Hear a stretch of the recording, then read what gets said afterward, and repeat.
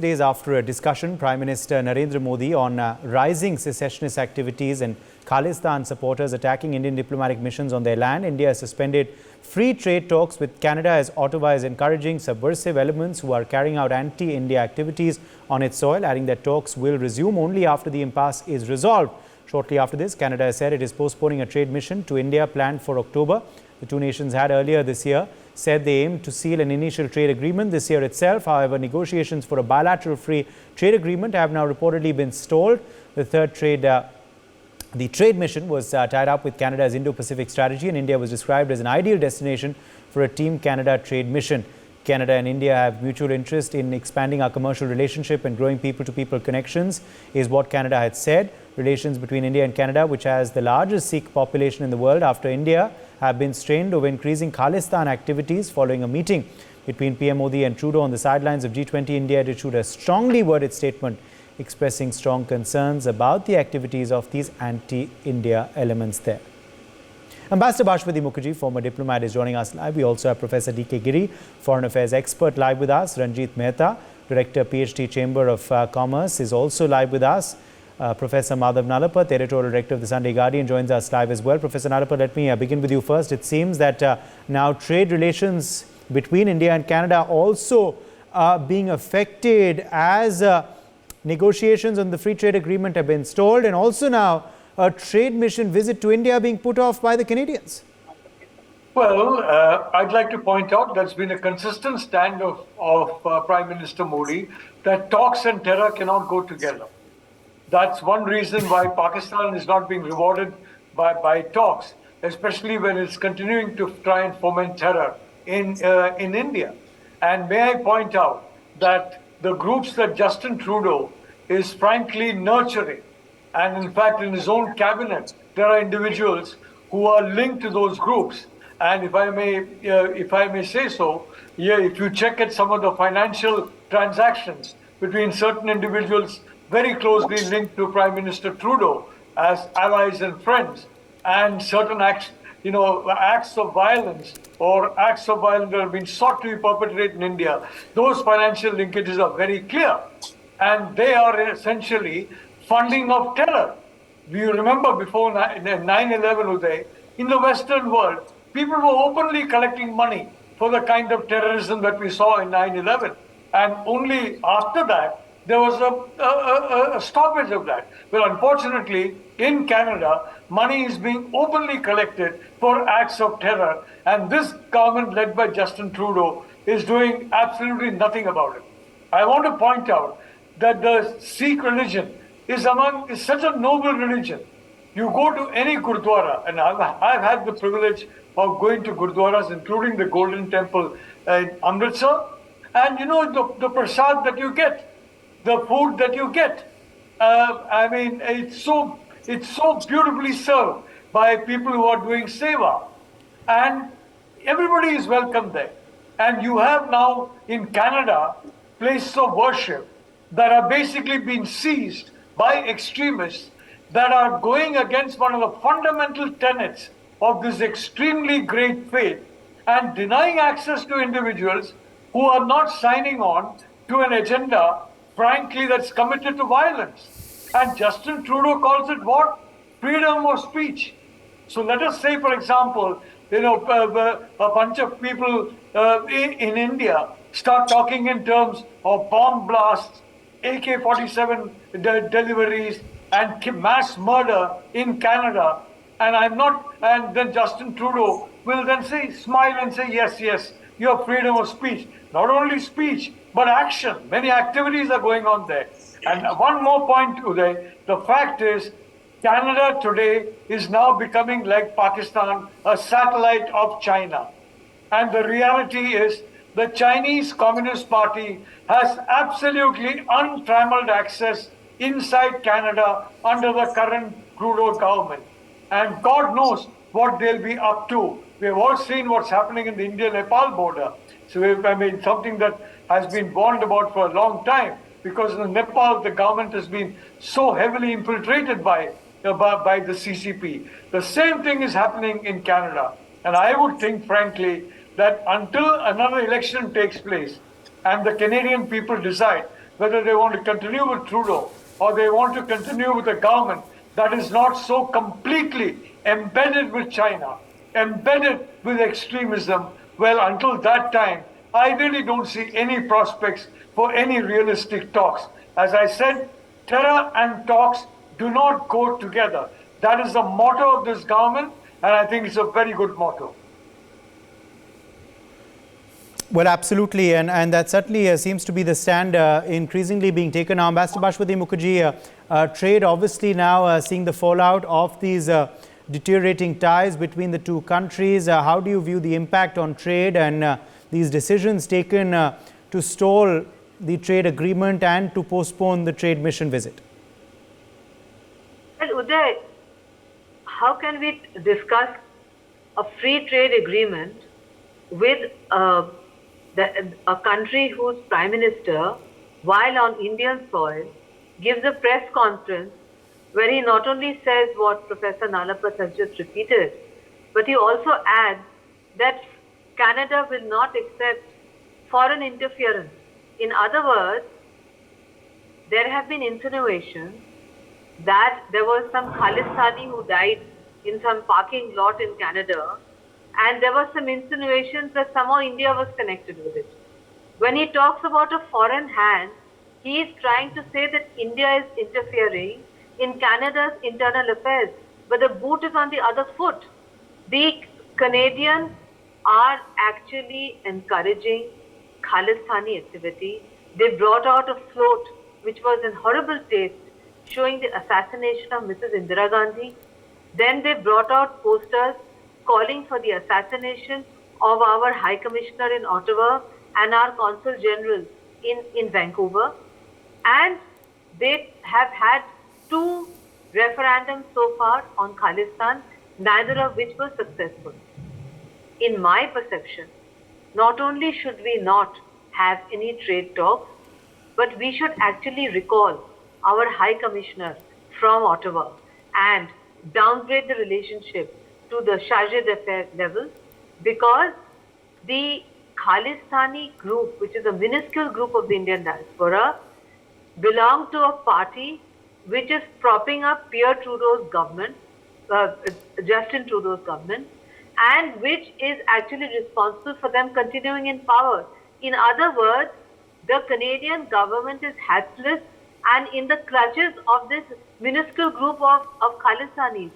The trade with India is highly popular among the mainstream Canadian people who don't agree with such activities.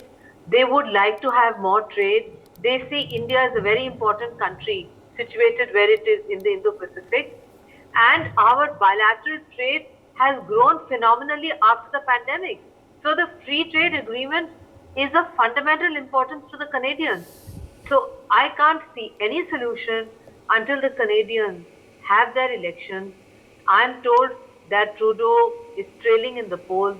I'm told that the Conservatives have an extremely good chance of making a comeback. I can't say anything more because then the Canadians will say I'm interfering in their internal affairs. But I would certainly say that it suits India's strategic interest if there is a change of government in Canada, because the present government is propped up by a minuscule group that swears by extremism, fundamentalism, extremist thought, attacks against Indians in Canadian territory, and wanting to break up the territorial integrity of this great country, our motherland. So under those circumstances, as Professor Nalapat said, not only does terror and talks not happen, terror and trade doesn't happen. Terror and FTAs don't happen. Terror means we put you in the corner and you sit there with your finger on your lip until you behave yourself. If you don't do that, we will take further measures. We will downgrade the relationship. We will send your High Commissioner home. We will encourage the secessionists who are sitting in India, who want freedom for Quebec. We will encourage them.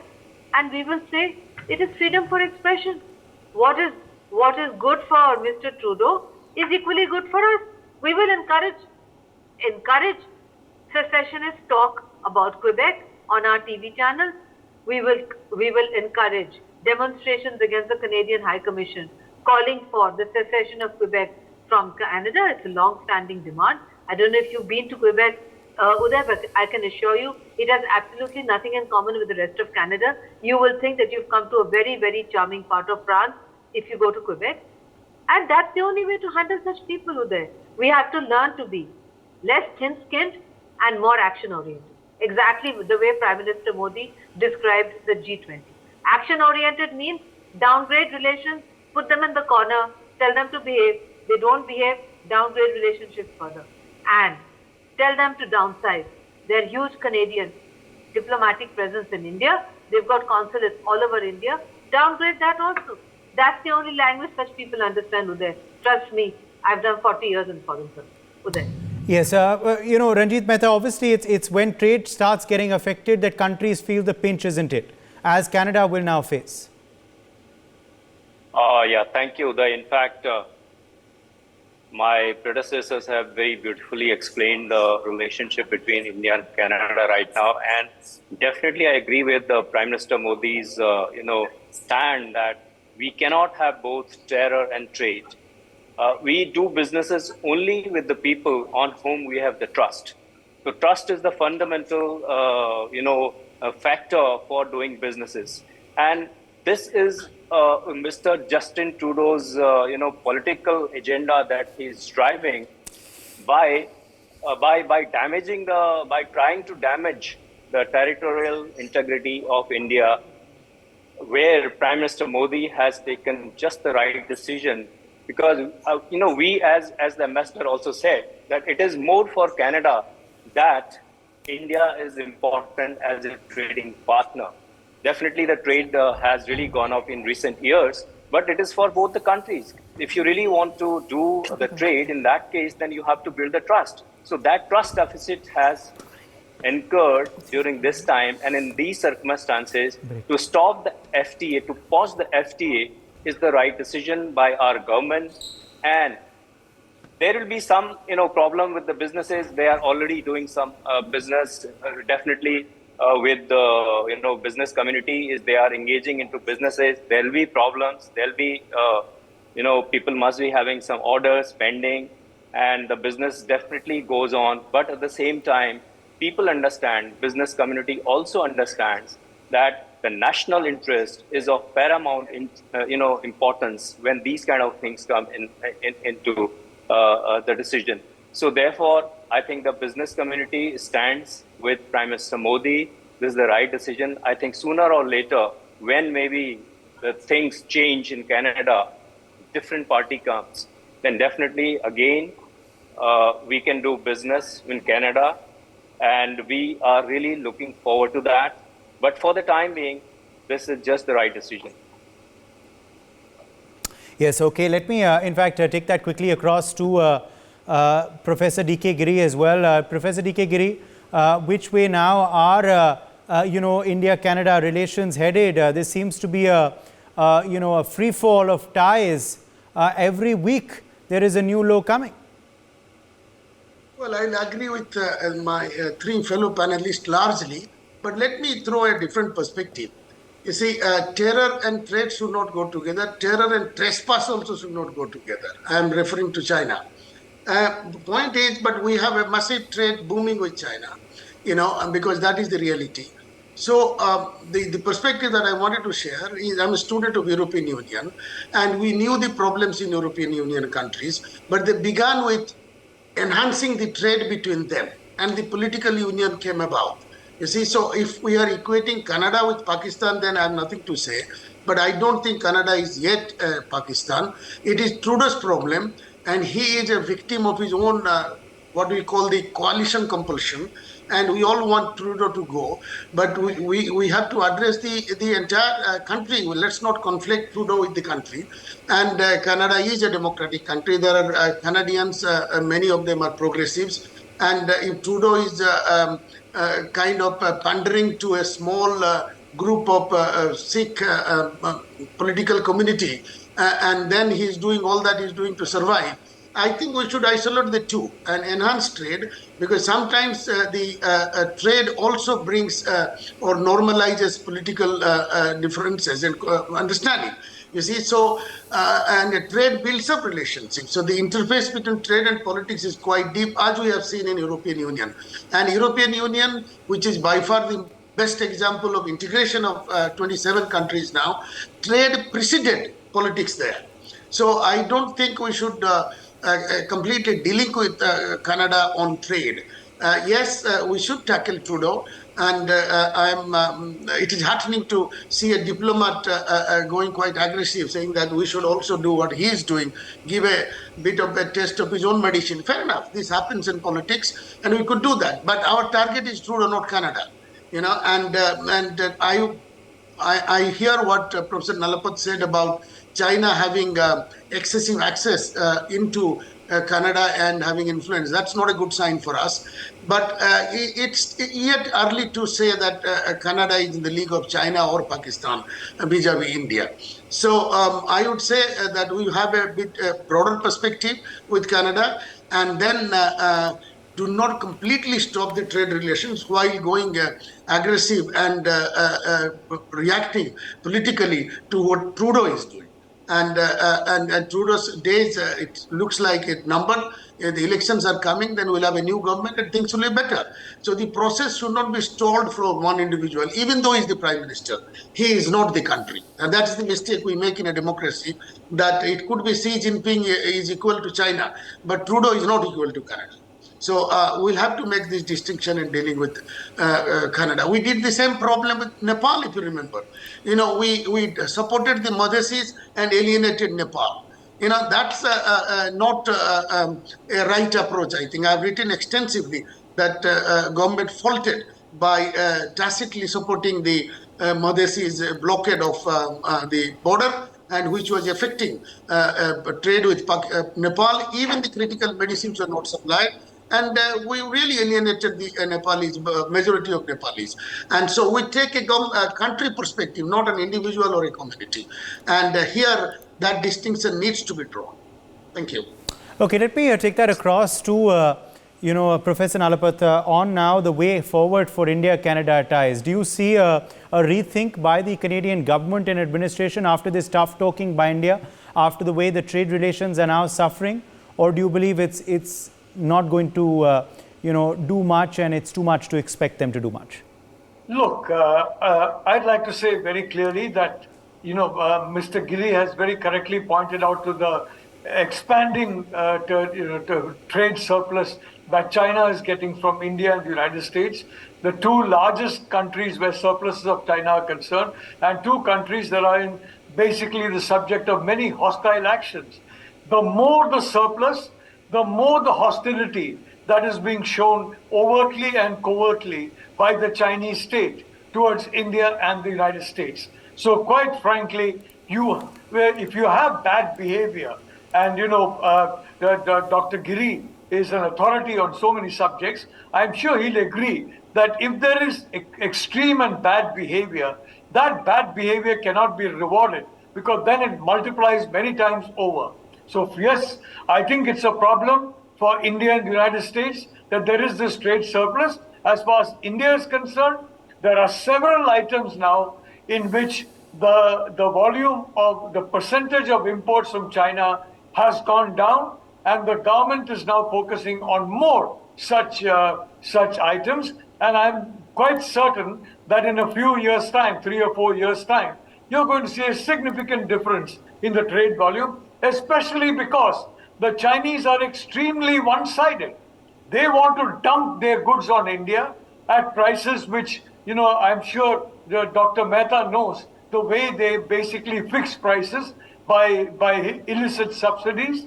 And at the same time, they deny Indian companies a free market access to China. So having said that, I'd like to point out that no, bad behavior needs to be called out, and I agree fully with the ambassador that it should be called out.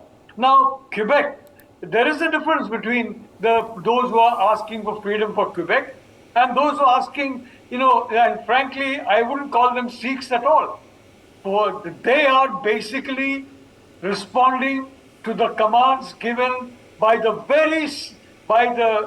same people who have driven the Sikh people out of a particular country, who have seized the property of the Sikh people, who have done unspeakable atrocities on the Sikh people. And these people are claiming to speak on behalf of that great religion, and they're calling themselves Sikhs. They are blocking access to Gurdwaras. A Gurdwara is a place where anyone can go, and I can assure you, where shelter, food, warmth, hospitality, you get that in a Gurdwara. It's such a noble, such a noble place of worship.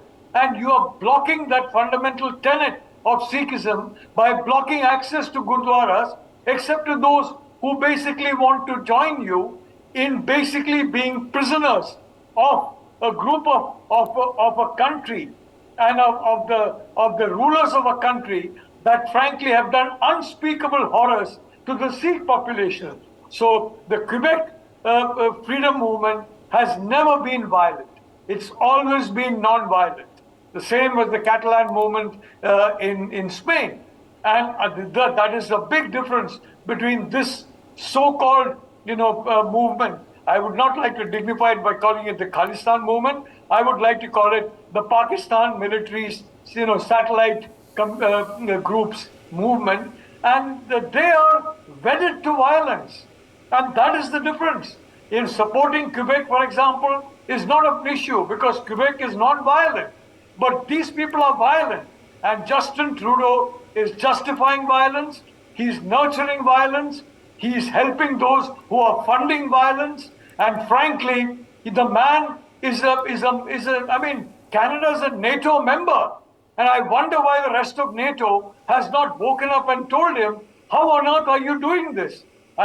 You remember before 9/11, there were these kind of extremists all across the Western world. After 9/11, there was some small change in some countries, a big change in some countries. But Justin Trudeau, the big difference is he is nurturing violence.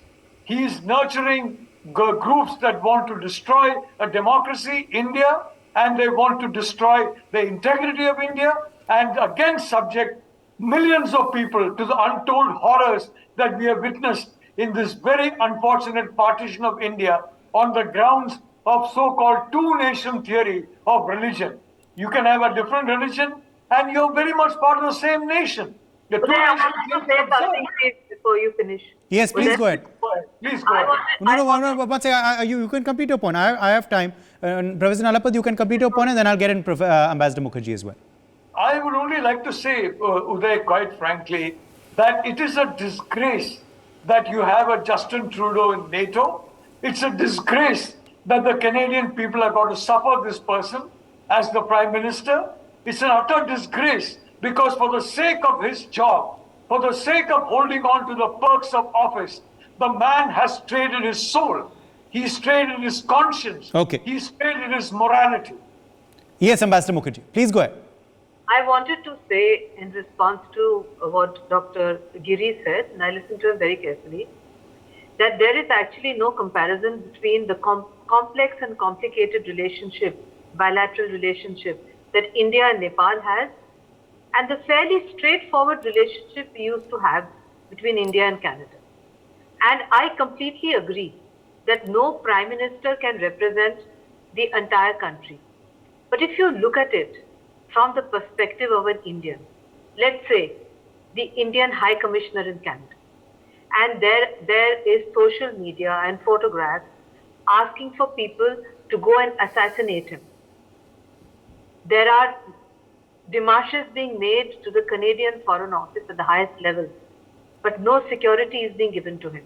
No security is being given to the Indian High Commission because the Canadian Prime Minister is held hostage because of domestic political compulsion to this particular minuscule minority who do not enjoy support within Canada either.